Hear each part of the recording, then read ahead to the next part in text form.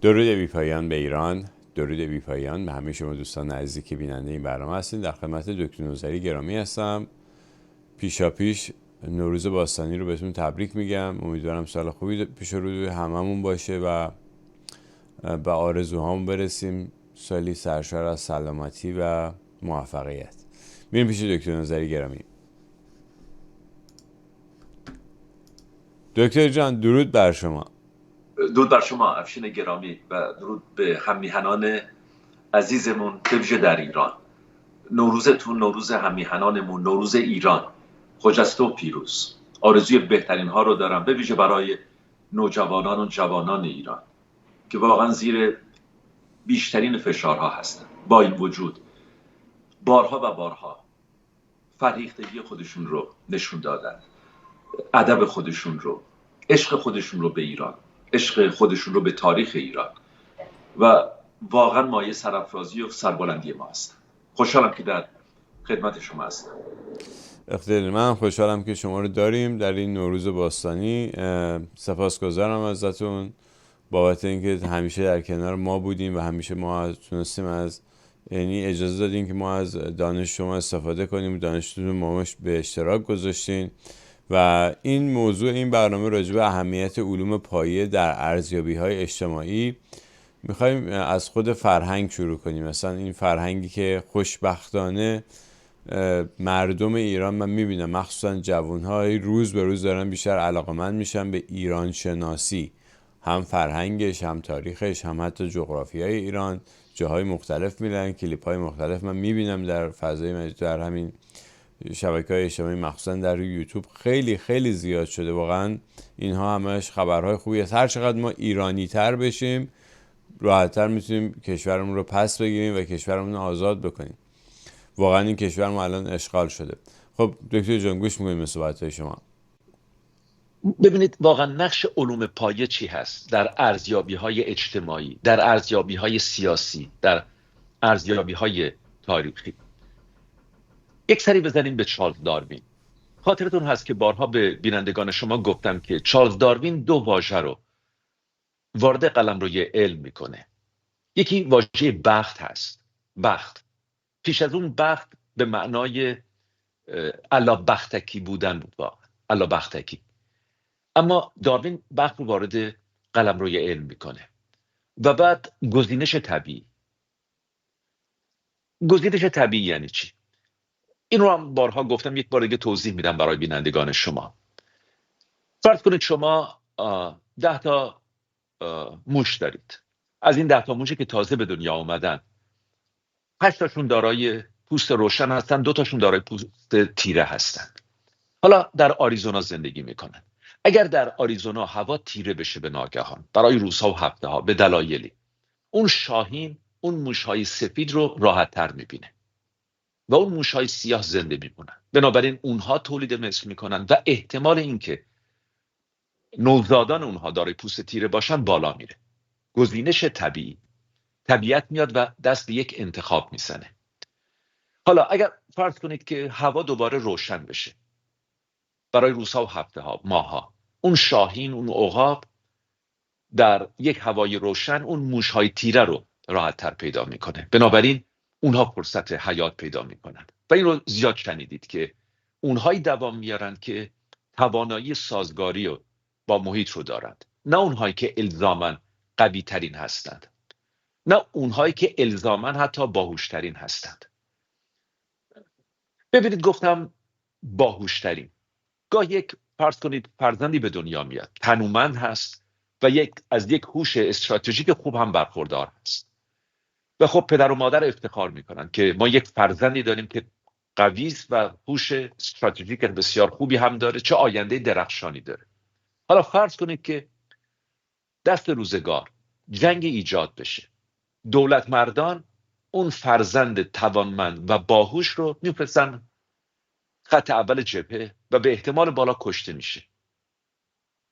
نقش واقعا بخت که فکر نکنیم که در حیات از پیش یک منطقی در کار هست. حالا این جمله خطرناک هست، بنابراین احتیاج به توضیح داره. اول اون رو میگم. در حیات هیچ منطقی نیست. در حیات هیچ عدالتی نیست و در حیات هیچ هدفی نیست. ببینید این جمله خطرناک هستن دیگه. یعنی اگر شما گوش بکنید به این برنامه با یک دید ظاهری، بقیه رو گوش نکنید، میگید نه عدالتی هست، نه منطقی هست، نه اخلاقی هست، نه هدفی هست. اگر هدفی در این حیات نیست، پس من اینجا چی کار میکنم؟ من واسه چی نوروز رو جشن میگیرم؟ من واسه چی به تاریخ ایران سر میزنم؟ من برای چی به آینده نگاهم رو دوختم؟ من برای چی از روی آتش میپرم و اون شعرهای زیبا رو میخونم؟ ببینید اینو زود بگم که دلنگرانی ایجاد نکنه. اگر در حیات هدفی نیست، این میتونه به این معنا باشه که این خود شما هستید که میتونید به زندگی هدف ببخشید. این بار روی دوش شما گذاشته شده که زندگی رو هدفمند کنید. و چقدر که زیباست، به خاطر اینکه اگر زندگی، حیات هدفمند بود، خطی میشد، روی یک خط پیش میرفت و از پیش میبایستی که برنامه ریزی شده باشه. بنابراین سرنوشت میتونه وارد میدان بشه. این سرنوشت من هست، این تقدیر من هست، یا این در سرشت من هست، یا این در ذات من هست، یا این در ذات زندگی هست. کاری از دست من بر نمیاد. حالا اینجاست که میبینید چرا اگر اینطوری فکر کنیم که کردیم، این جمله هم باش میاد. به فلانی بگید بیا تو ما رو نجات بده، یا امام زمان قرار هست که بیاد. یعنی ما دست روی زانو میگذاریم، مینشینیم منتظریم یکی بیاد ما رو نجات بده. یعنی میبینید که چقدر مهم هست که علوم پایه وارد ارزیابی های اجتماعی بشن. حالا گفتم علوم پایه یعنی چی؟ یعنی فیزیک، یعنی شیمی، یعنی بیولوژی، یعنی ژنتیک، یعنی دی ان ای. و دارن وارد میشن خوشبختانه در ایران ما.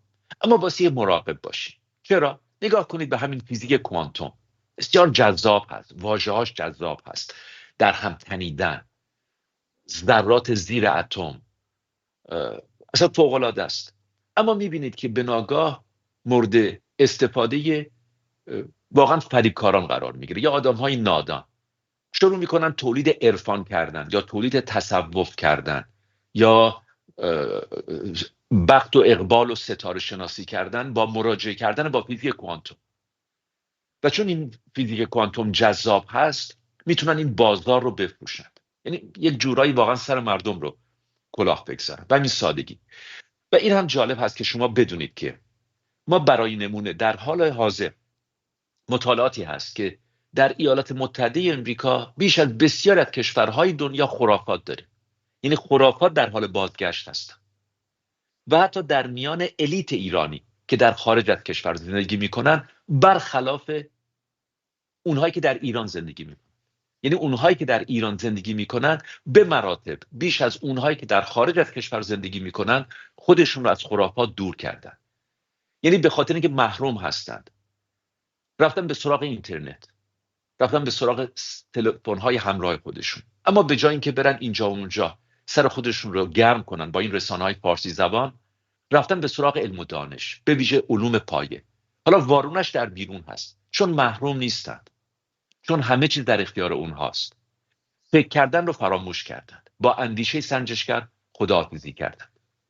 و این واقعا یک مشکل اپوزیسیون ما هم هست. اگر دقت کرده باشید در طول چند 10 سال گذشته هیچ برنامه‌ای رو ارائه ندادند. هیچ برنامه‌ای نبوده. رسانه‌های ما، خود شما بارها به اون اشاره کردید، صدای امریکا برای نمونه، یا سایر رسانه‌هایی که کشورهای خارجی اونها رو اسپانسور میکنند، واقعا سر مردم رو گرم کردن.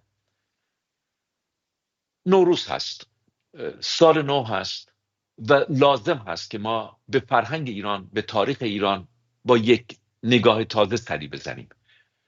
چرا؟ چون آینده ما در گروی این فرهنگ هست، آینده ما در گروی این تاریخ هست. و به همین دلیل دشمنان ایران دقیقاً به این هویت ملی است که حمله میکنن، به این تاریخ هست که حمله میکنن، به این فرهنگ هست که حمله میکنن.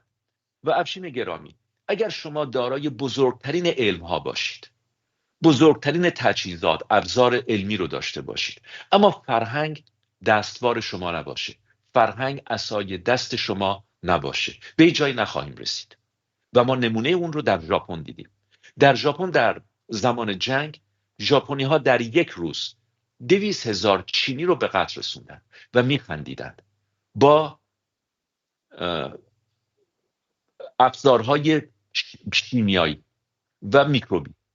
یعنی میخواستن این سلاحهای میکروبی رو و شیمیایی رو امتحان کنن و اینها رو روی این چینی ها امتحان میکردن و باور کنید که واقعا فکر میکردن که این چینی ها یک موجودات بی‌ارزش هستند و به همین دلیل میخندیدن هنگام مرگ زجرآور اونها. برای دقایقی ساعتهای اینها زجر میکشن، تاول میزنن، بینایی خودش رو از دست میدن، هزار نفر و ژاپنی ها دارن اونها رو نگاه میکنند و میخندند. حالا همین ژاپنی ها رو امروز نگاه کنید. همونها رو امروز نگاه کنید. تفاوت در چی هست؟ در فرهنگ هست. رفتن و خودشون رو پیدا کردن. رفتن و روی فرهنگ سرمایه گذاری کردن و روی تاریخ. شما اگر امروز به دبستان‌های ژاپن سری بزنید میبینید که تاریخ چه نقش مهمی بازی میکنه در درس‌هایی که داده میشه. یا زبان چه اهمیت زیادی داره. حالا گفتم زبان. ببینید اگر شما به زبان فرانسه مراجعه کنید که یکی از زیباترین و قدرتمندترین زبانهای دنیاست و مطرحترین، امروز مردم فرانسه اگر فرانسه 300-400 سال پیش رو بخونند چیز زیادی متوجه نمیشه. اما اگر شما به ایران سر بزنید، ایرانیان به راحتی شاهنامه رو میخونند. پس از 1000 سال به راحتی شاهنامه رو میخونند.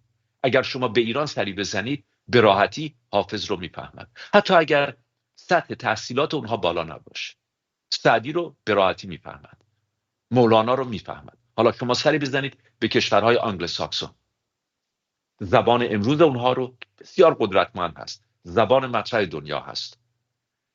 از این بچه‌ها، از این استادان دانشگاه حتی بخواید که ادبیات 400-500 سال پیش رو بخونن، ناتوان هستن، در درک اون ناتوان هستن، اصلا با اون قطع رابطه کردن.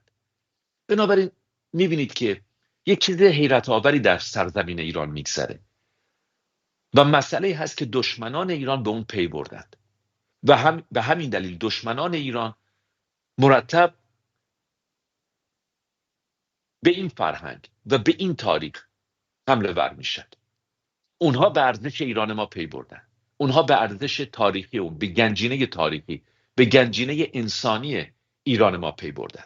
اینجاست که من واقعا وظیفه خودم میدونم در نوروز به شما بگم که چقدر مهم هست که ما نوروز رو دقیقاً برای فرزندان خودمون تجزیه و تحلیل کنیم. این از آتش روی آتش پریدن، این مفهوم آتش به چه زمانی برمیگرده؟ ببینید شما یک آدمی دارید به نام عمر خیام، بالای 1000 سال پیش یک تقویمی رو تولید میکنه که هر 85,000 سال نیازمنده به تأسیس شدن داره. 85,000 سال. چگونه امکان داره؟ مگر این سرزمین تولید علم میکرده؟ شما نگاه کنید به خوارزمی. حالا نوروز هست. نوروز را قرن هاست در چه شهرهایی جشن میگیرند؟ مزار شریف.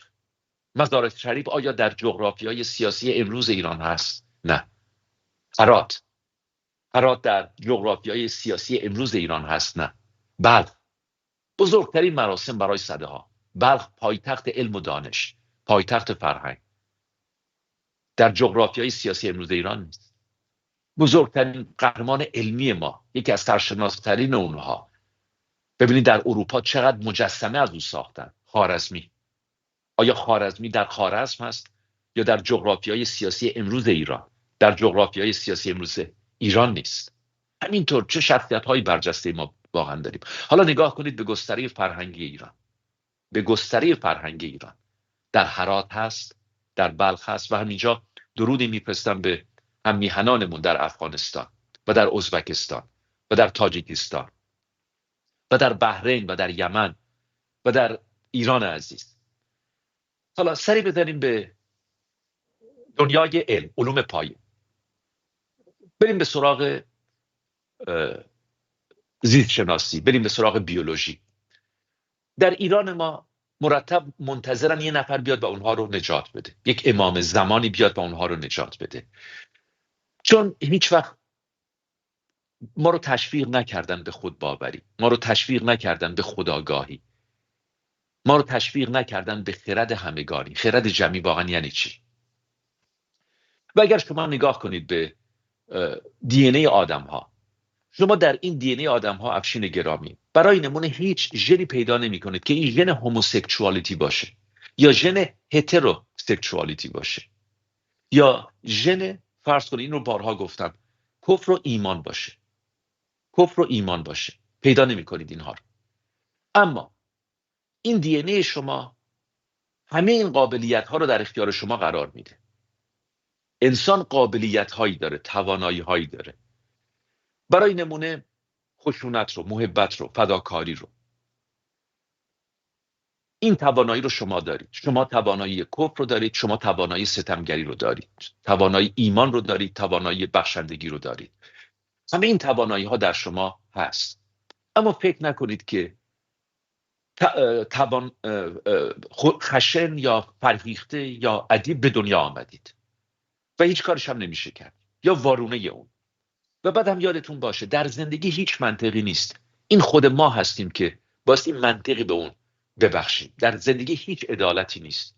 این خود ما هستیم که باستی درش عدالت ایجاد کنیم، اخلاق ایجاد کنیم، قانون ایجاد کنیم. اما شما نمیتونید قانون ایجاد کنید، عدالت ایجاد کنید، اخلاق ایجاد کنید اگر با تاریخ بیگانه باشید. چرا؟ چون تاریخ یعنی چی؟ بر اساس علوم پایه. علوم پایه به ما چی میگه؟ میگه 500 تا 2000 نفر خاکی رو، قاره‌ای رو ترک کردن، سفر جانانه‌ای رو آغاز کردن و رفتن و به شما و به من حیات دادن، و افشین گرامی به بینندگان شما حیات دادن. این علوم پایه به شما میگه. بنابراین واسه این پرسش از خودمون بپرسیم چطوری دوام آوردن؟ به لطف تولید زبان رو اختراع کردن. بعد پرسش بعدی، چگونه زبان رو اختراع کردن؟ اینجاست که علوم پایه به داد شما میرسه. علوم پایه به شما میگه این برمیگرده به حدود 50,000 سال پیش، به خاطر اتفاقایی که میفته. بارها گفتم، کوتاه شدن دندانهای ما، انحنایی که در آرواره پایین ایجاد میشه، ملحق شدن دو استخوان از گوش میانی، از آرواره به گوش میانی 3 تا استخوان میشن، بهتر نوسان رو پخش میکنن، منتشر میکنن. رنبش کردن زبان به سوی عقب، ایجاد 8 حفره در جمجمه ما، این سینوس های ما، همه دست به دست هم میدن. و مغزی که سرانجام با این دهان ایجاد ارتباط میکنه. شما همین قسمت رو توجه کنید. برای میلیون ها سال گذشتگان ما روی زمین زندگی میکردن، اما این مغز و این دهان نمیتونستن با هم ایجاد ارتباط کنن. یعنی مغز فکر میکرده، مغز میخواسته چیزی رو بیان کنه، اما نمیتونسته اون رو بیان کنه با زبان. با دست، با انگشتان این کار رو انجام میدادن، با پاها این کار رو انجام میدادن. واقعا تراژیک است. ببینید عشق حضور دیرینه داره روی زمین، به مراتب قدیمی تر از ماست. و گذشتگان دور ما، پیش از اینکه هومو ساپینس بشن، مثل شما و من، اونها هم مفهوم عشق رو درک کرده بودن. اونها هم دست همدیگر رو میگرفتن، اونها هم همدلی و هماوایی میکردن، اما نمیتونستن اون رو بیان کنن. به خاطر یک مثال برای شما میزنم. این استخوان هیوئید ما یک استخوانی هست، جایگاهش اونجایی نیست که امروز هست، این پایین هست. همین به تنهایی کافی است که توانایی بیان رو از شما بگیره، جابجا شدن این استخوان. یا تصورش رو بکنید اگر اون 2 استخوان کوچک آرواره به گوش میانی ملحق نشده بود، شما این صداها رو به این زیبایی گوش شما نمیشنید. بنابراین بیان مغز و دهان ارتباطی سرانجام ایجاد میشه و گوش شما هم گیرنده هایی پیدا میکنه که بتونه اون نوا رو بگیره و به مغز شما بفرسته و اون رو تفسیر کنه. حالا شما گذشتگانی دارید که زبانی رو اختراع میکنن. حیف نیست آدم قدر این زبان رو ندونه؟ یعنی شما نرید فقط 50,000 سال پیش، برید با این بال علوم پایه به 1,000,000 سال پیش، به 2,000,000 سال پیش. وظیفه من این هست دیگه که این بال رو برای جوانان ایران ایجاد کنم. برید به اون زمان، بعد متوجه میشید که چه گنجینه بزرگی است، چه گنج بزرگی است این زبان. به این سادگی ها به دست نیامده و این موتاسیون ها و این جهش ها و این تطور و دگرگونی ها نتیجه 100 سال و 1000 سال نیست، نتیجه میلیون ها سال هست. حالا این زبان در اختیار شما قرار گرفته.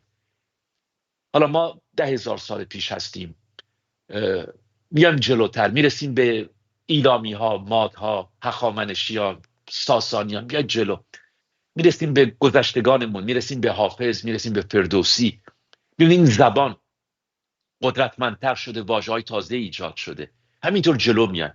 تا نوروز هست، چهارشنبه سوری است، مراسمی برگزار میشه. ببینید گذشتگان ما برای هر روز یک جشن دارن، برای هر روز واژه‌های ویژه اون روز رو دارن، برای هر هفته واژه‌های ویژه اون روز رو، اون هفته رو دارن که شما در هیچ زبان دیگری پیدا نمی‌کنید. و این واژه‌هایی که هنوز پس از صدها سال و هزاران سال شما اونها رو درک می‌کنید. یک بار دیگه تکرار می‌کنم، ببینید غمگین هست، واقعا تراژیک هست. فرانسه که یکی از قدرتمندترین زبان‌های دنیاست، اونها نمیتونن مانند ما با ادبیات خودشون ایجاد ارتباط کنند. حالا شما باور کنید، فرض کنید یک نفر چوپان هست، چوپانی در کوههای دنا، اون هم میفهمه، اون هم میفهمه. فرض کنید یک نفر کارگری هست، در کارخانه کار میکنه، اون هم میفهمه. یعنی هیچ کدوم از ما غریبه نیستیم با گذشتگان خودمون. و اینجاست که باسی دوباره قدر اونها رو بدونیم، بریم و با اونها آشنا بشیم و نگذاریم که به شما دروغ بگن، یعنی تاریخ رو تحریف کنن، جعل تاریخ کنن. و به همین دلیل بود که اگر خاطرتون باشه روح الله خمینی با همین کار آغاز کرد، حمله به پرچم ایران، حمله به خورشید ایران، حمله به تاریخ ایران. شما نگاه کنید خلخالی چه کار کرد. خلخالی با تراکتور اون زمان که اوج اسلام بود در ایران، روشنفکران ما، جلال آل احمد، شریعتی، هنرپیشگان ما، خوانندگان ما، همه اسلام زده شده بودن. در اون زمان رفت که تخت جمشید رو نابود کنه. چرا؟ پاسارگاد رو نابود کنه. چرا؟ چون اینجا جایگاه کوروش هست. اینجا تشویق میکرد و بعدم دلیل می آورد که اینها یک مشت دیکتاتور بودن، اینها یک مشت جانی بودن، بردهدار بودن، آدم میسوزوندن، باعثی که همین آثار رو از بین برد. و چه اتفاقی افتاد؟ در همون انشان، در دشت بیضا، مرد دشت، رفتن و روی جاده خوابیدن. مردم روی جاده خوابیدن تا جلوی خلخالی رو بگیرن. خیلی جالب هست. نه روشن فکران، نه الیت جامعه، مردم عادی، مردم مرد دشت. اصلا فوق‌العاده هست. یعنی میخوام به شما بگم که با این وجود چقدر این فرهنگ، این تاریخ در ما وجود داره. هنوز نتونستن اون رو شکست بدن. نوروز رو نتونستن شکست بدن. و پیش از مطهری، علی شریعتی، جمله معروف علی شریعتی چی هست؟ افشین گرامی، جمله معروف علی شریعتی چی هست؟ آری این چنین بود برادر. یعنی چی آری این چنین بود برادر؟ همین، به همین سادگی. آخه دلیل و مدرکت کجاست؟ سند تو کجاست؟ و میدونید که علی شریعتی در هیچ کدام از کتابهای خودش هیچ سندی عرضه نکرد، اما یهو اومد شد امامزاده. آری این چنین بود برادر، کاخ و کوه. همین حرفایی که واقعا آدم حال آدم رو واقعا به هم میزنه، دل آدم رو میشکنه، قلب آدم رو میشکنه. حرفای بی پایه و بی اساس. و بعد بیایم جلوتر، ادامه پیدا میکنه. خاطرتون هست که حمله کردن از سوی روشنفکران ما، بزرگان ما به شاهنامه. حالا افشین گرامی، اگر شما برید روی گوگل بزنید، گوگل علم پایه است، دیجیتال هست، یعنی میره و سرچ میکنه، انجین هست، سرچ انجین هست. بزنید که بزرگترین کتاب حماسی تاریخ بشریت چی است. به شما میگه بزرگترین، پر اهمیت ترین کتاب حماسی تاریخ جهان شاهنامه فردوسی است و طولانی ترینش مال هندی هاست. اونه که از همه بیشتر شعر گفته مال اون هاست، اما پر اهمیت ترینش، برجسته ترینش شاهنامه فردوسی است. اصلا فوق العاده است. و بعد شما نگاه میکنید که آدم میفرستن بیرون تا به شاهنامه حمله کنه، یا دشمنان ایران به شاهنامه حمله کنند. بنابراین امیدوار هستم که یک مقدار توضیح داده باشم چرا در این لحظات به ویژه مراجعه کردن به علوم پایه اینقدر مهم هست. و یادتون هم باشه که فقط اکتفا نکنید به روایت. هنوز هم آدم ها به روایت مراجعه میکنن، میگن فلانی در فلان کتابش این رو خوب توضیح داده، صفحه 125 فلان کتاب. ببینید کتاب یک قرارداد هست میان نویسنده و ناشر، الزاما ارزش علمی نداره. کتاب یک قرارداد هست میان ناشر و نویسنده و حتی خود شما بایستی که چند هزار جلد نخست کتاب رو خریداری کنید، چون در کتاب درآمدی نیست. چرا کتاب منتشر میکنید؟ برای ایجاد هیاهو، برای سرشناس شدن، برای معروف شدن اغلب اوقات. بنابراین چرا کتاب ها رو میخرید؟ چون ناشر از شما میخواد که در قرارداد بنویسید که پس از انتشار این کتاب خود من چند هزار جلد رو خواهم خرید. و به این هست که رسانه ها میتونن بنویسن که این کتاب به قول امریکایی‌ها بستسلر شده، فروش بالایی داشته، در حالی که فروش بالایی نداشته. خود نویسنده این رو خریده. حالا پژوهشنامه چی هست یا مقاله علمی؟ باور کنید تجربه شخصی خود من بارها یک مقاله علمی رو که شما بخواید چاپ کنید 1 سال، 2 سال، 3 سال طول میکشه. یک مقاله علمی 2 صفحه‌ای، 3 صفحه‌ای، 4 صفحه‌ای. خط اون رو ارزیابی میکنن، میگذارن زیر میکروسکوپ. خط اون رو افرادی انتخاب میشن برجسته ترین در اون رشته، افرادی انتخاب میشن که کارشناس هستن. شما بنابراین میتونید مراجعه کنید به این پژوهشنامه ها، به این مقالات علمی، نه به کتاب. کتاب همون سنت شیعه است. در روایت آمده فلانی در فلان جلد کتاب خودش این رو نوشته. متوجه منظورم میشید افشین گرامی؟ چقدر واقعا این مسائل حساس بله هست. بله، من چقدر یه چند تا کامنت داشتم روی صحبت‌های شما. برگردیم به قسمت‌های ابتدایی صحبت شما راجع به فرهنگ و تاریخ. من می‌خواستم بگم این تجربه که خودم پیدا کردم تو این سالها این هستش که تاریخ و فرهنگ در حقیقت هویت میده به یک ملت. یعنی به این ملت میگه که این سرزمین شماست، اینم گذشته شماست، اینم فرهنگ شماست و این یه حس مالکیت میده به اون زمین. و دشمنان ایران حالا کی هستن؟ ما صحبت از دشمنان ایران میکنیم، یه سری کمپانی هستن در یعنی قرن 21 داریم صحبت میکنیم که اینا از مثلا شاید 200 سال 300 سال پیش شروع که متوجه شدن که اینجا چقدر پتانسیل داره این ایران ما، ایران فرهنگی حتی، و از اون موقع شروع کردن حتی این ایران فرهنگی رو تیکه تیکه کردن. به هر حال اینا میان میبینن که خیلی خب حالا همین ایران کوچولویی هم که باقی مونده، ولی اینم باز مردم چسبیدن بهش. تنها جوری که میشه مردمی که اینجا زندگی میکنن که صاحبان این زمین هستن رو از این زمین جدا کرد اینه که هویتشون ازشون بگیری. برای همینی که به فرهنگ ایران حمله میکنن. این خمینی میاد یا خلخالی مثلا میخوان تخت جمشید رو خراب بکنن، پرسپولیس رو خراب بکنن، یا اینکه خمینی میاد شیر خورشید رو بلافاصله از رو پرچم ایران ور میداره و جاش یه آرمی که اصلا ربطی به ایران نداره رو میذارن اونجا و میگن این لا اله الا الله که بازم ربطی به ایران نداره. و میخوام بهتون بگم که این یک الگوه. یعنی شما ببینید زمانی که داعش در موسل تونست شهر موسل بگیره، حمله کرد به موزه، یکی از بزرگترین موزه های که آثار مال آشوری ها و بابلی ها که میدونید گهواره تمدن هستن میان رودان بین دجله و فرات. اونجا تمدن ها مثلا پیشینه 5000 ساله داره، 6000 ساله داره و آمدن تمام اون آثار رو از بین بردن. قبلش زمانی که آمریکا به عراق حمله کرد همین بلا رو سر موزه بغداد آوردن، بسیاری از اشیایش دزدیده شد، حالا بعضیش وارد موزه های دیگه شد، بعضیش هم گم شد، از بین رفت، برای اینکه اون هویت رو باید از بین ببرن که مردم دیگه ارتباطی با اونجا با اون منطقه نداشته باشن و برن توی نقطه دیگه دنیا زندگی کنن و مثلا یه هویت دیگه پیدا کنن. خلاصه بعد از چند نسل دیگه اصلا ربطی ندارن به ایران یا به عراق یا به هر کدوم از این کشورها. این هم خواستم فقط بگم که این دشمنان ایران بله یه سری کمپانی هستن که این کارا رو میکنن و اینها خیلی حساب شده در این کارا رو میکنن. یعنی مثلا من شاهد بودم که چطور اینجا زیاد شنیدین تینک تانک، اتاق فکرهایی هستش که تشکیل میشه، پولهای خیلی زیاد هم خرجش میشه، بهترین پروفسورها رو از دانشگاه‌های برجسته آمریکایی میارن اونجا، کسانی که تحقیقات زیادی کردن روی اون جامعه، روی اون کشور، روی اون فرهنگ حتی، و میشینن تحقیق میکنن، میشینن همفکری میکنن که چطور میتونن به این فرهنگ حمله کنن، بعد به کجای این فرهنگ حمله کرد، چطور میشه اینو اون شالوده‌شو از هم باز کرد و اینا حساب شده این کارها رو انجام میدن چجوری. و بعدم مثلا فرض کنید وقتی میخوام به فرهنگ ایران حمله کنن، خب اگه مثلا یه انگلستانی بیاد بشینه ضد فرهنگ ایران حرف بزنه کسی گوش نمیده حرفش، ولی اگه یه ایرانی بیاد صحبت بکنه ایرانی‌ها میشن حرفشو گوش میدن به زبان فارسی.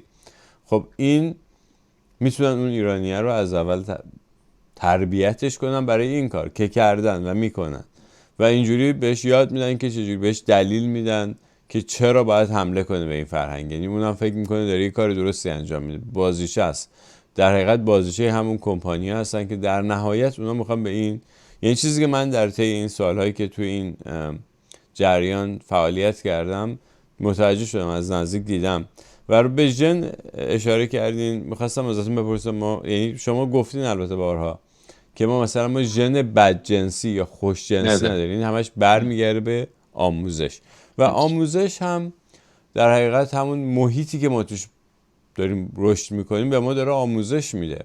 پدر مادر ما با رفتاری که انجام میدن دارن به ما آموزش میدن، یا با رفتاری که ما جلوی فرزندانمون انجام میدیم داریم به فرزندانمون آموزش میدیم. حتما نباید کلاس درس باشه که آموزش بدن، نه، همون محیط خودش محیط آموزشی میشه. اگه محیط خشنی باشه بچه یعنی اون انسانی که داره تو محیط رشد میکنه با خشونت آشنا میشه و دیگه انقدر براش چیز سختی نیست انجام خشونت، حتی اعمال خشونت هست. وقتی هر روز میبینه تو خونه مثلا دعوا هست، کتککاری هست، اینا دیگه عادت میکنه، فکر میکنه این بخشی از زندگی و اینو یاد میگیره، این میره در به اصطلاح نوع رفتارش جایگزین میشه که چجوری رفتار بکنه.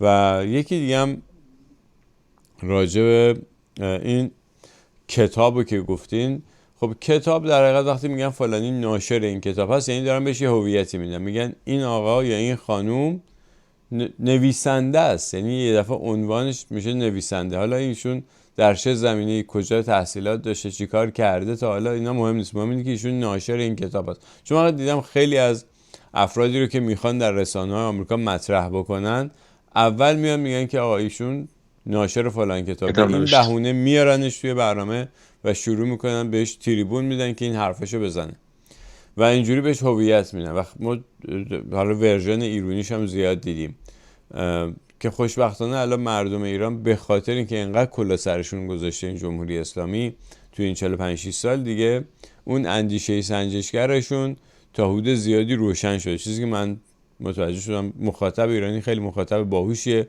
متوجه میشه که کی داره حرف بی پای و اساس میزنه و یکی داره حرف درست حسابی میزنه. به نظر من اینجوری است. گوش میکنیم به صحبت‌های شما اگه شما نکته‌ای دارین در این زمینه. چند تا نکته دارم. یکی این که این رو ما باستی بدونیم که ما تنها هستیم. هیچ کس عاشق ما نیست. هیچ کس دلش برای ما نسوخته. به ویژه در اپوزیسیون خارج از کشور امروز دیگه دست اونها رو شده. ما واسه روی خودمون حساب کنیم. و رهبران ایران، بزرگان ایران در درون ایران بسیار هستند. من بارها گفتم شما اگر به نهادهای متفاوت ایران نگاه کنید، نهادهای مدنی ایران، جامعه هنری ایران، جامعه ادبی ایران، دانشگاه‌های ایران، لابراتوارهای ایران، بیولوژیست‌های ایران، فیزیکدان‌های ایران واقعا از برجسته‌ترین در دنیا هستند. شما بارها گفتید اون آقا بالا سرها دوست هستند. اونها که برن هیچ اتفاق نمیفته. به قدر ایران پر دانشمند و فرهیخته است که خود اونها ایران ما رو واقعا به ساحل خواهند رسوند به اعتقاد من. ای کاش فرم دیگری بود، ای کاش راه ساده‌ای بود، اما نیست، اما وجود نداره. ما به همین راه هر کاری که شما فکر بکنید انجام دادیم، هیچ راهی وجود نداره. ما بازی روی خودمون حساب کنیم و امروز نکته همینه دکتر جان، روی خودمون حساب کنیم و بعد یه ذره بیشتر باز کنیم که یعنی چی روی خودمون حساب کنیم. ببینید نخست مهمترین پایه اون خودباوری هست و خودآگاهی یعنی آشنایی با خودمون، ما کی هستیم. و برای بذارید برم سراغ علوم پایه. دوره آبستنی انسان 9 ماست، بنابراین مغز انسان رشد کامل خودش رو انجام نداده. والا اگر بزرگتر شده بود از بدن مادر خارج نمیشد یا مادر کشته میشد. بنابراین ادامه رشد مغز انسان بیرون از بدن مادر انجام میگیره، برخلاف بسیاری از پستانداران. شما نگاه کنید به نوزاد فیل، نگاه کنید به نوزاد شیر دریایی، نگاه کنید به نوزاد نهنگ، نگاه کنید به نوزاد گربه، نگاه کنید به نوزاد دلفین، چقدر توانمند هستند، راحت هستند. زمانی که گرسنه هستند شیون نمی‌کنند، داد و قال نمی‌کنند، شانتاژ نمی‌کنند، رفتاری بسیار متمدنانه تر دارند. شما نگاه کنید به رفتار متمدنانه یک نوزاد فیل، اون رو مقایسه کنید با نوزاد انسان، حتی پس از 1 سال یا 2 سال یا 3 سال یا 4 سال برای یه ذره شیر خوردن یه زاری و داد و فریاد کردن. حالا نگاه کنید واقعا به قبیله فیل‌ها و این نوزاد و رابطه بقیه با این نوزاد. بنابراین چرا؟ چون اونها دوره آبستنی متفاوتی دارن. مغز رشد بسیار بیشتری کرده در شکم مادر و در همون شکم مادر هست که مادر کار فرهنگ سازی رو آغاز میکنه. فرهنگ سازی یعنی ایجاد ارتباط کردن، آموزش دادن. نمیخوام سرتون رو در بیارم. مادر با جنین خودش با که در شکم هست ایجاد ارتباط میکنه. پیش از این در برنامه توضیح دادم چگونه. و به همین دلیل زمانی که بچه به دنیا میاد، این نوزاد به دنیا آمده، میبینید که دنبال دستورها رو دنبال میکنه. در مورد انسان یک پدیده هست در علم به اسم پدیده پروانه. لابد اون رو شنیدید. یعنی یک حادثه کوچک میتونه ختم بشه به یک حوادث بزرگی و این مرتب رخ میده. در علم جایگاه بزرگی داره، فصل بزرگی رو به خودش اختصاص داده. حالا یک نمونه بزرگترش خود شما و من هستیم. ببینید اگر بهزاد گرامی شماره تلفن ما رو به هم دیگه نداده بود، ما هیچ وقت با هم آشنا نمی‌شدیم و این همه برنامه با هم اجرا نمی‌کردیم و چه بسا اثری نمی‌گذاشتیم روی بینندگان خودمون که امیدوارم اثر مثبتی بوده باشه.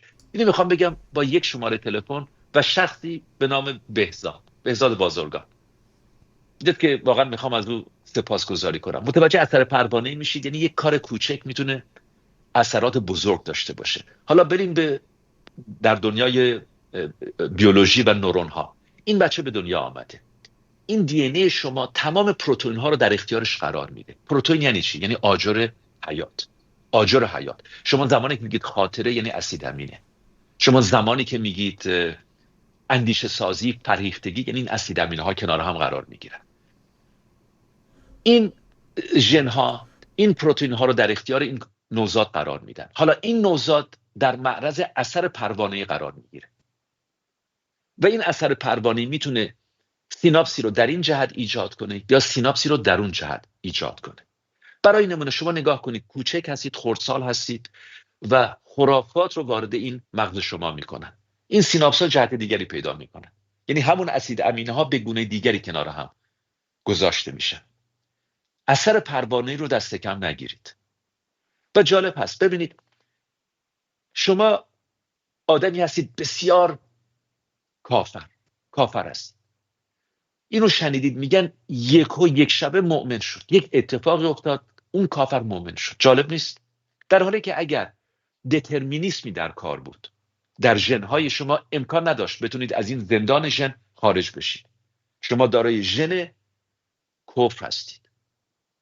از این زندان بیرون بیا نیستید، اما میبینید که به راحتی از این زندان بیرون میاد. حالا وارونش هم هست. شما یک عمر کافر بودید، به ناگاه مؤمن میشید، یا مؤمن بودید به ناگاه کافر میشید. یادم رفت کدوم رو اول گفتم، ولی تفاوت نمیکنه. یعنی میخوام بگم دترمینیسمی در این ژن‌های شما نهفته نیست که شما فکر کنید همه چیز از پیش هست و هیچ راه گریزی هم نیست. دترمینیست رو میتونیم بگیم قطعیت؟ قطعیت. دقیقاً. یعنی قطعیتی نه، قطعیتی وجود نداره. عدم قطعیت اما وجود داره. عدم قطعیت اما وجود داره. این خیلی درکش مسئله مهمی هست. به همین دلیل مهم هست که ما دقت کنیم در مورد تک تک جملاتی که میگیم. ببینید یک جمله خلخالی اون موقع محبوب بود. اومد گفتش که بریم با تراکتور پاسارگاد رو له کنیم. این کوروش قاتل اینجا بوده. جالب هست. و مردم روشنفکران پشت سرش. و شما نگاه کنید دهقانهای مربدشت، کشاورزان مربدشت، دشت بیضا انشان، اینها اومدن وسط جاده خوابیدن. از روی بدن ما باید رد بشه. و باور کنید اگر نخوابیده بودن، کنار جاده بودن، میرفت. اگر هم میهنان مربدشتی ما و دشت بیضای ما نخوابیده بودن روی جاده، خلخالی با اون دار و دستش میرفت. و اون دار و دسته میرفتن و پاسارگاد ما رو، تخت جمشید ما رو نابود میکردن، مانند دشمنان ایران که کتابخانه های ما رو سوزوندن. چرا کتابخانه رو میسوزونید؟ چرا؟ دلیل داشته واقعا. نه تنها اونها رو از بین میبردن، همونها پس از چندین سال ابراز تأسف میکردن که گول خوردیم، فریب خوردیم. یعنی میخوام بگم اثر پروانه‌ای، این جملاتی که ما میگیم، حرفهایی که ما میزنیم، خیلی میتونه اثرگذار باشه. باسی مراقب بود. امروز شما فکر نکنید که این یوتیوب یک منبر هست میتونید برید اون بالا هر چی خواستید بگید، یا مراجعه کنید به کتاب هایی که ارزش علمی اونها زیر پرسش هست، زیر سوال هست، زیر میکروسکوپ نرفتند، ارزیابی های دقیق هنوز انجام نشده، یا اگر شده در موردش هنوز مناظره هست. ببینید، نگاه کنید افشین گرامی، در مورد ترجمه زبانهای اکدی، زبانهای باستانی، هنوز دیبیت هست، مناظره است. یعنی یک نفر فرض کنید یک واژه رو برگردان کرده به خراج، یکی دیگه اومده برگردان کرده به قول امریکایی ها contribution, donation, tax. اینا همه واژه‌ای هستن که شما به عنوان مترجم حق انتخاب دارید، یک شما باید انتخاب کنید، اما بار متفاوتی دارن. شما نگاه کنید مانند، میگم افشین جون شما کجا رفته بودید؟ میگید رفته بودم دستبوس مادر بزرگم. یعنی میخوام بگم یه سری واژه‌ای هستن که شما به خاطر احترام گذاشتن از این واژه بوسیدن دست مادر بزرگ استفاده کردید. یعنی این برگردان ها به قدری مشکل هستند، به قدری حساس هستند، و اون هم از زبان هایی که قدمت هزاران ساله دارند، و بعد این زبان ها از بین رفتن، و بعد یک عده آمدن و سعی کردن این زبان ها رو ترجمه کنن، برگردان کنن، و هنوز در موردش مناظره است. هنوز متخصصین در موردش مناظره میکنن. شما چطور به خودتون میتونید اجازه بدید بگید اینو گفت؟ یک جوری همین ها رو برگردان میکنن که همین الان از خونه اونها اومدن. یعنی همین الان درست از زیر سخنرانی فرض کنید این شخصیت ها، کوروش فرض کنید، اومدن بیرون در میگن اینو گفت، همینو گفت، خودم شنیدم. اینه که واقعا این علوم پایه مهم هست. زبان شناسی یک علم هست، یک علمی هست که دیگه شبیه 50 سال و 100 سال پیش نیست. دقت بسیار بالاتری در موردش اجرا میشه. و افتادگی. چرا چاپ مقالات علمی اینقدر سخت هست و چاپ کتاب اینقدر ساده است؟ به خاطر که چاپ مقالات علمی نیازمند به این هست که شما به علم وفادار باشید. وفاداری به علم یعنی چی؟ یکی تکرار پذیری هست، اعتبار، سنجی هست، سنجش اعتبار، و اصلا خود اون آدم هایی که این پژوهشنامه ها رو چاپ کردن. ببینید در دنیای علم واقعی، ببینید علم هم واژه بدی هست ترجمه، امیدوارم یک برگردان بهتری پیدا کنید. بذارید واژه انگلیسیش رو بگم، ساینس. علم برگردان خوبی برای ساینس نیست.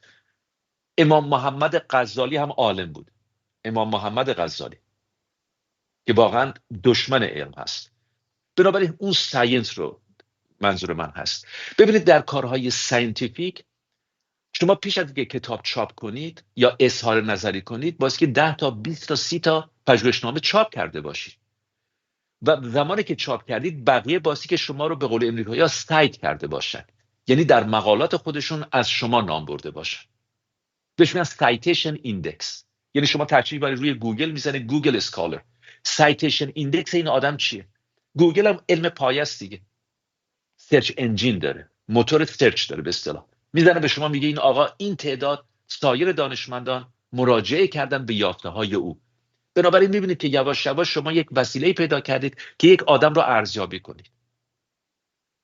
در اون صورت هست که شما میتونید بگید خیلی خوب، بعد از این 20 تا 30 تا مقاله من میخوام یک کتاب بنویسم و اینها رو خلاصه کنم در اختیار علاقمندان قرار بدم. این اوکی هست، این قابل قبول هست.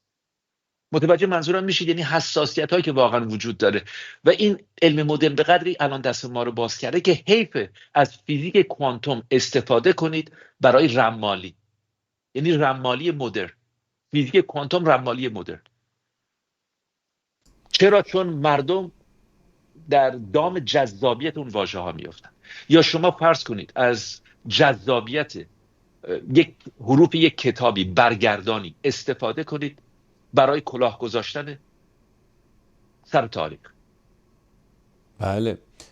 این نابودی هویت رو ببین، مثلا وقتی میان این پاسارگاد رو فرض کنین اگه خراب میکردن، خب نسل بعد اصلا دیگه پاسارگادی نمیدید. نه. یا اون کتابخونه هایی که در اون مثلا 1400 سال پیش از بین بردن، خب باعث شد که دیگه اصلا بقیه نسل های بعدی دسترسی نداشته باشن اصلا به اون دانش، که بدونن گذشتگانشون چی بودن و اینا. فقط تاریخ نبوده، اینا یه عالمه مثلا به علوم مختلف دسترسی پیدا کرده بودن، چیزهای مختلف رو یاد گرفته بودن، فهمیده بودن و دیگه آیندگان محروم شدن از اون. یعنی که اصلا تمدن به نظر من به وجود اومد اینه که ما تونستیم به یه روش اینو حفظ بکنیم و انتقال بدیم به که همون خط هست، تونستیم بنویسیم، حتی رو تو غارها نقاشی بکشیم بذاریم بمونه که نسل‌های بعدی وقتی نگاه میکنن یه چیزی یاد بگیرن از اون. و این باعث میشه که به جای اینکه اون نسل بعدی خودش بره تجربه کنه این مسئله رو، قبلا از تجربیات گذشتگان استفاده میکنه و میتونه یه پله بره جلوتر. و در مورد کتاب و اینا هم همینطور. و مثلا کاری که فردوسی بزرگ کرد اینه که این هویت فرهنگی ما رو در حقیقت زنده کرد 2 مرتبه و 2 مرتبه ایران رو زنده کرد و میتونیم بهش بگیم پدر ایران. اگر بگیم کوروش یکی از پدرهای ایران هست، قطعا فردوسی بزرگ هم یکی دیگه از پدرهای ایران هست که تونست ایران رو زنده بکنه و این هویت رو برگردونه به مردم ایران که ما هنوز بعد از 1000 سال داریم به زبون فردوسی صحبت میکنیم. یعنی انقدر قشنگ، اولا انقدر این زبان قدرتمنده، انقدر این واژه‌ها قدرتمندن که نیازی به دستکاری نداشتن، همون واژه رو ما هنوز داریم استفاده میکنیم. و این هم خواستم فقط اضافه بکنم این مسئله رو. و اینکه به هر حال امیدوارم در این سال جدید مردم ما البته راه خودشون رو پیدا کردن. این که شما میگین که ما باید به خودمون متکی باشیم، اون چیزی که من یاد گرفتم از خودم میگم، ما باید بتونیم بهترین خودمون رو عرضه کنیم و نشینیم منتظر کسی دیگه. خودمون وارد عمل بشیم، در آستینا رو بالا بزنیم و کارمون رو انجام بدیم. لازم هم نیست الان ما مثلا بریم خامنه‌ای رو بکشیم پایین خودمون یه نفری. نه، ما کافی خودمون یه انسان خوب باشیم، یه ایرانی خوب باشیم، یه ایرانی درستکار باشیم. همین کافیه واقعا. بتونیم دست هموطنای دیگه‌مون رو بگیریم. اون فرهنگ مهرورزی ایرانیان رو، ایران واقعا سرزمین مهر، سرزمین سخاوتمندیه و همون رو باید برگردیم. ما 2 مرتبه باید ایرانی بشیم. همین که ایرانی بشیم کافیه واقعا. و بعدم به درست از غلط داریم تشخیص میدیم دیگه، طرف درست وایسیم. یعنی برای اینکه مثلا یه مش دلار بذاریم جیبمون حرف دروغ نگیم، کار غلط انجام ندیم، ضد کشورمون حرکت نکنیم. به نظر من ما فقط خودمون داریم، یعنی باید خودمون رو خودمون حساب کنیم. یعنی اگه هر اداره کار میکنیم کارمون رو درست انجام بدیم. اون چیزی که من یاد گرفتم از این صحبت‌ها این بوده. شما اگه نکته دیگه دارین گوش میکنیم صحبتاتون. ببینید کاملا همینطور است. ببینید مدتی پیش یک سری طلبه با من تماس گرفتن برای سخنرانی و چقدر خوشحال شدم. دمش جوان هستن و چرا قبول کردم؟ خود اونها هم تعجب کردن دعوت رو قبول کردم، ولی نه واسه تعجبم میکردم. چرا قبول کردم؟ به خاطر همین چیزی که از شاهنامه یاد گرفتم، همین چیزی که از کوروش یاد گرفتم، همین چیزی که از سعدی یاد گرفتم. یعنی اینکه به شما میگن که چگونه فکر کنید، نه چی فکر کنید. فردوسی به شما نمیگه چی فکر کنید. بزرگترین قهرمان ما رستم دست به فریبکاری میزنه تا سهراب رو شکست بده، ناجوان مردی میکنه. بزرگترین قهرمان ما خطا پذیر هست. اینه واقعا درس شاهنامه. هیچ کسی مقدس نیست. رستم مرتب باستی بره و شاهان رو نجات بده. از بس این شاهان کار داده بودن دست ایران و رستم نگران ایران هست، نگران مرزهای ایران هست، نگران فرهنگ ایران هست. اما همین رستم هم خطا میکنه و میبینید که مرتب روی فرهنگ هست که فردوسی سرمایه گذاری میکنه و به شما بال پرواز میده که روی این داستان ها پرواز کنید و چگونه اندیشیدن رو یاد بگیرید. خردمندی. ببینید چه واژه‌های زیبایی هست. خردمندی، چقدر از این واژه‌ها یاد کرده. یا نگاه کنید آیین بخشندگی، آیین کوروش، اینی که دین و آیین شما آزاد هست. هر دین و مذهبی که میخواید داشته باشید. اینه دیگه در حافظه تاریخی ما. شما که سند و مدرک خلاف اون ندارید جز روایت. فلانی اینو گفته، در روایت آمده. این در روایت آمده واقعا سیندروم شیعه است. شما یک زمانی به اون اشاره کردید. یا نگاه کنید، خود من تجربه شخصی رو بارها گفتم، بازم تکرار میکنم. با مادر بزرگم بودم. کوچک بودم. این شعر رو آشنا شدم برای نخستین بار که از فردوسی است، اما سعدی از فردوسی یاد میکنه. میازار موری که دانه کشد. باور کنید به خاطر سعدی، به خاطر این شعر، از اون لحظه هیچ موجودی زیر پای من له نشد. از بس نگران بودم که گفت مورچم دل داره. خیلی قشنگه. میازار موری که دانه کشد که جان دارد و جان شیرین. اصلا تک تک این واژه چطور اینو کنار هم قرار گذاشته. این واقعا والای این فرهنگ. و اینه که به این سادگی من میفهمم. من یک بچه 5-6 ساله با مادر بزرگ به این سادگی رو من میفهمم که تا به حال در ذهن من جای خودش رو حفظ کرده. چرا؟ اثر پروانه‌ای. اثر پروانه‌ای. یک حادثه خیلی کوچک میتونه اثراتی بسیار بزرگ داشته باشه.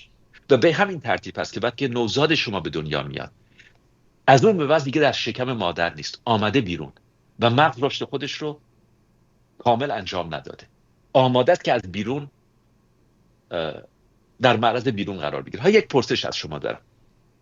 زمانی که این مغز در عوامل بیرونی قرار میگیرن، به نظر شما تعداد این عوامل چقدر هست؟ چه تعداد عامل روی این مغز اثر میگذارن؟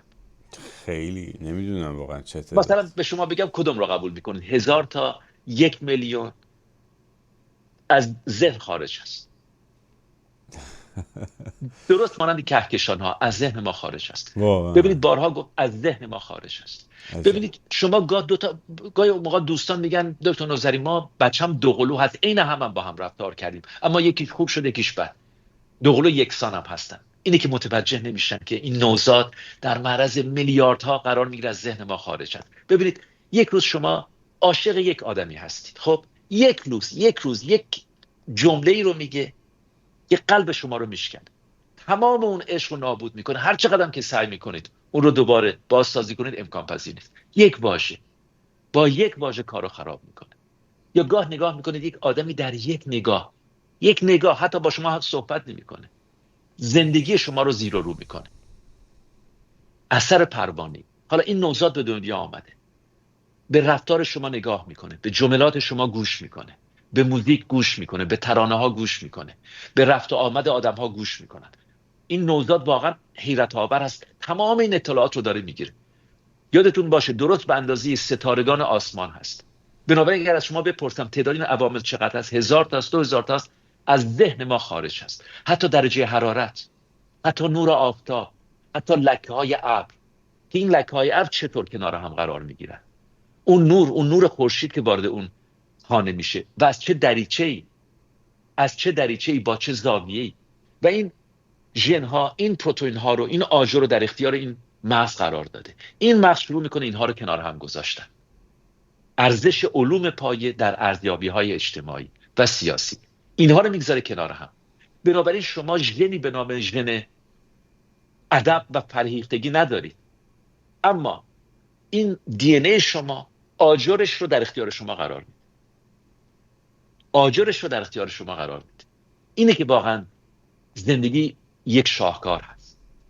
در تایید فرمایشات چارلز داروین زمانی که کودک خودش رو در آغوش خودش از دست میده، بگین این کودک چه کار کرد؟ کودک بیگناه، فرصت نکرد حتی زندگی کنه، دخترش هست، چرا باستی بمیره؟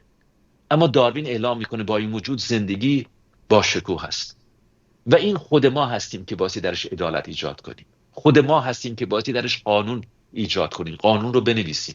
در پناه قانون هست که ما میتونیم به هم احترام بگذاریم. خود ما هستیم که میتونیم درش واقعا بهش هدف بدیم. هدفی نداره، بهش هدفی بدیم. خود ما هست که میتونیم این کار رو انجام بدیم. و شما با علم تنها نمیتونید این کار رو انجام بدید. علم و فرهنگ و هنر بایستی که دستشون در دست هم باشه. حالا شما این سعادت رو پیدا کردید که در سرزمینی زندگی میکنید که جشنی داره به نام نوروز که دنیا رو شگفت زده کرده در زیباییش، در دقتش، در عظمتش. شما سرزمینی رو دارید، در این سرزمین بزرگانی بودن مانند یعقوب لیث صفاری، مانند کوروش. بزرگانی شما دارید که در حافظه تاریخی شما برای همیشه چیزی رو به یادگار گذاشتن که هنوز واقعا مایه حیرت در بزرگی این فرهنگ. شما رقصی رو دارید در کوههای زاگرس اجرا میشه. شما تصورش رو بکنید افشین گرامی، رقصی که در تمام رشته‌های زاگرس ایجاد میشه، زن و مرد کنار هم. حالا نگاه میکنید به قدمتش، 1000 سال پیش 2000 سال پیش، 4000 سال پیش، نه، میره به بالای 6000 سال پیش، شاید حتی بیشتر. اینه که واقعا فوق العاده است و حیف نیست که شما تمام این زیبایی ها رو ول کنید، بچسبید به زشتی هایی که سند و مدرکی در موردش ندارید. و اینه که واقعا به داد ما میرسه. اینه که من زمانی که با اون طلبه ها دعوتم کردم و وظیفه من چی هست در تایید فرمایشات شما، اونها هم ایرانی هستن، اونها هست که میتونن ما رو نجات بدن. همین بسیج هست که میتونه ما رو نجات بده، همین سپاه پاسداران هست، اونها هم فرزندان ایران هستن. اما اونها رو با ایران آشنا نکردن، اونها رو با فرهنگ ایران آشنا نکردن.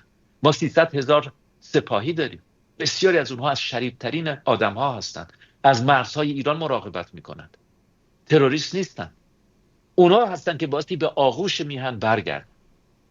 و اونها این با هستن آشنایی با ایران دیگه، بعد ایران این رو آشنایی بشناسن. با از طریق علوم پایه، بله. از طریق علوم پایه، یعنی به اونها بگید که نه، این سرزمین تو 1000 سال 2000 سال عمر نداره. برمیگرده، فرض کنید به مادها کی بودن، ایلامی ها کی بودن، چرا در این سرزمین کوچندگی میکردن، چرا به اروپا نرفتن، چرا این چرخندگی، به خاطر بارها گفتم عصر یخبندان، اقلیم مناسب ایران و در این کوچندگی که رشته های البرز ما آبهای شیرین و آبهای آشامیدنی رو در اختیار اونها قرار میداده و چون کوچندگی میکردن، امروز شما هنوز شاهد اون کوچندگی هستید که نام اون هست گستره فرهنگی ایران. بنابراین زمانی که به شما میگم خوارزمی، میگید ایرانیست، نمیگید اهل خوارزمه.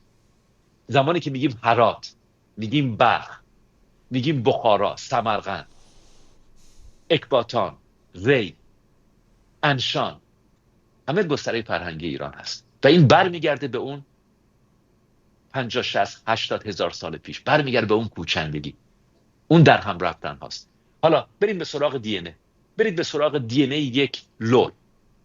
اگر تونستی تفاوتی بین اون و دی ان ای یک سیستانی، یک بلوش پیدا کنید یا یک شیرازی، این ارزش علوم پایه در ارزیابی های اجتماعی و سیاسی امروز.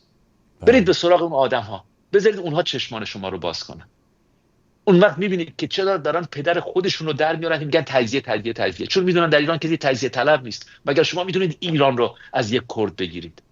مگر شما میتونید ایران رو از سیستان بگیرید؟ مگر شما میتونید ایران رو از لرستان، از خوزستان، از فارس، از خراسان، از گیلک و از مازندران بگیرید؟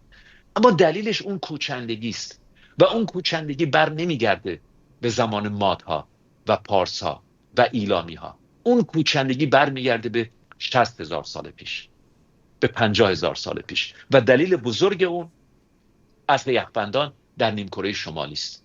هوا مناسب نیست، اما دری به تخت خورده، اثر پروانه‌ای دری به تخت خورده و این اقلیم، این سرزمین، این ایران، این فلات ایران دارای آب و هوای مناسبی هست. کویر نمک ما دریاچه بوده، آب شیرین داشته.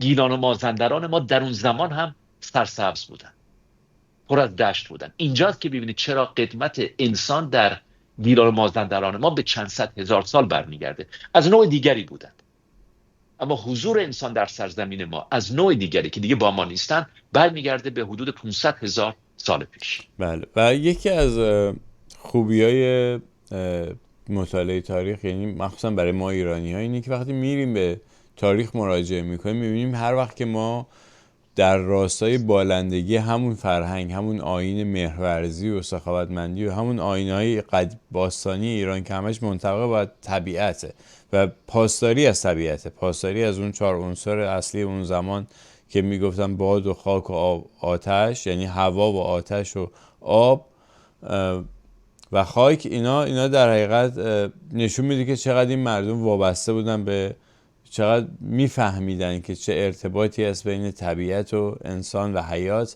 و اینو پاسداری میکردن ازش. و هر وقت که ما روی اونها وایسادیم و همه با هم، یعنی این ایران فرهنگی بزرگ رو دست در دست هم تشکیل دادیم، راحت زندگی کردیم، راحت خیلی در کنار هم و تونستیم قدرتمندم باشیم و در ضمن خودمون رو حفظ بکنیم از تمام دشمنانی که به ایران حمله میکردن یا نظر داشتن، هر چی میتونستیم خودمون نگه داریم. یه موضوع دیگه که میخواستم، یعنی تو این بحثمون حیفم میاد که راجبش بیشتر صحبت نکنیم، راجب مسئله قطعیته. که شما گفتین که علم یا ساینس قطعیتی درش نیست، در صورتی که مذهب که میگه شما باید این کار انجام بدید نباید اون کار انجام بدید درش قطعیت داره. قطعیت. و جالبه که من میبینم بعضی از مذهبیون میرن سراغ علم که بیان ثابت کنن که این مذهب درسته، در صورتی که اصلا سرشتشون با هم فرق داره. اون داره صحبت از عدم قطعیت میکنه و این داره صحبت از قطعیت میکنه. یعنی شما با چیزی که عدم قطعیت نمیتونی قطعیت بیاری ثابت بکنی که این قطعیت داره و این خیلی مسئله مهمی است. امیدوارم حالا دوستانمون بیشتر به این موضوع فکر کنن. شما اگه صحبت پایانی دارین گوش میکنیم به صحبتتون. نه دیگه، ببینید گفتم که ما تنها هستیم، اما چه بهتر چون خودمون رو داریم، فرهنگ بزرگی داریم و مطمئن هستم که هر روز بیش از پیش بسیجی های ما، نیروهای مسلح ما ایرانی میشن. شما دارید واقعا میبینید، یعنی متوجه شدن، بیدار شدن، سر اونها رو کلاه گذاشتن، متوجه شدن، بیدار شدن. پیروزی دم دست ماست و آرزوی آزادی و آبادی ایران رو دارم. ممنون هستم. سپاسگزارم. یه بار دیگه آرزوی سال خوبی میکنم برای همه ایرانیان، همه هموطنان و همه بینندگان این برنامه و از شما هم سپاسگزارم. برای شما هم آرزوی سال خوبی میکنم و تاییداری و بدرود.